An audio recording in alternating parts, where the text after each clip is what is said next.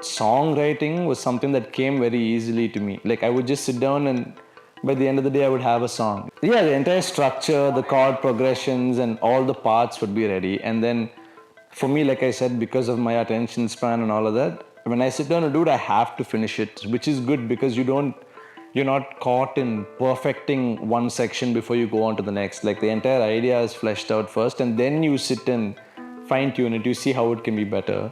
So that's when I realized that I felt like I had a knack for composing more than being like an insane instrumentalist. And I realized that there are so many amazing instrumentalists that can possibly do things that I can't even dream of doing. But if I write good enough music, I can reach out to those people and ask them to play. And that's where I was like, okay, that's what I want to do. I want to write really good music and have the opportunity to have the best musicians in the world play on my stuff.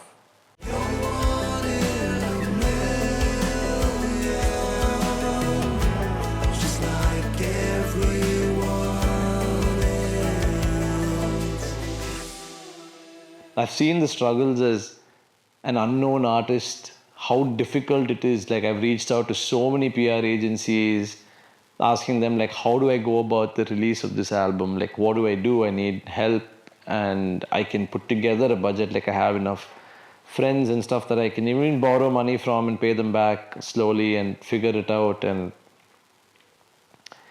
nobody has been supportive in that front. The marketing side of it is super important. I think the way I'm doing it so far, people have told me that it is very old school because I do come from, the cassette and the CD era did coincide with us growing up, fortunately or unfortunately. And like for me, it is always the whole experience of like when in the cassette you take out that little booklet, or on the CD, like I remember the Linkin Park Hybrid Theory Reanimation album had like this insane artwork in the CD sleeve.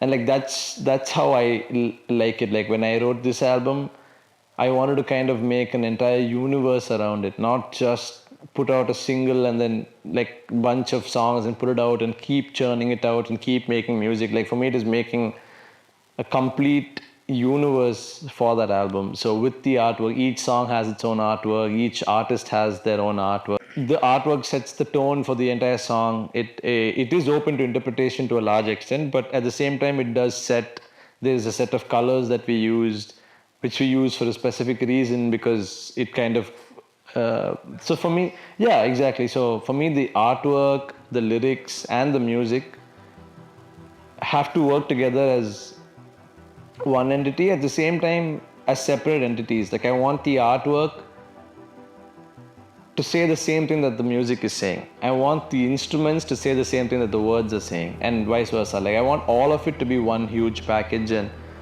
But coming back to the marketing part, I still don't know what the right way to do it is, especially for this kind of music. So with the help of my friends, trying to do the best that I can. Like Venki is someone I met, I think, Jun's graduation. So I told him, Macha, in the Mari, I'm doing an album and I want only you to do the artwork, but no pressure. Like I would love it. And this guy being so busy, he's working with Steven Wilson on a regular basis. He has a job, all of that. He still took the time out to do individual artwork for every single song, the album art, the artist reveal art, all of that, just because he believed in my work and the relationship that we share. So, yeah, my job is to make it in a way that I think I wanted to make it, in the truest form that I could, in the best ability that I could, given all the constraints and all of that. But how it's going to be consumed, I really have no control over. Like, ideally, I would not want it to be stripped down to like 2 good songs and then that gets pushed into a playlist or something like that. But if that's what is going to happen, then yeah, that's it. Like, what can I do about it? In the span of 6 years, to go from somebody who does not know what a time signature is, cannot differentiate the sound between the drum, the different components of a drum kit, or listening to different chord changes, to like being able to write an entire album, conceptualize an entire album, and have the people who taught me everything I know about music work with me, and all these insane artists work with me.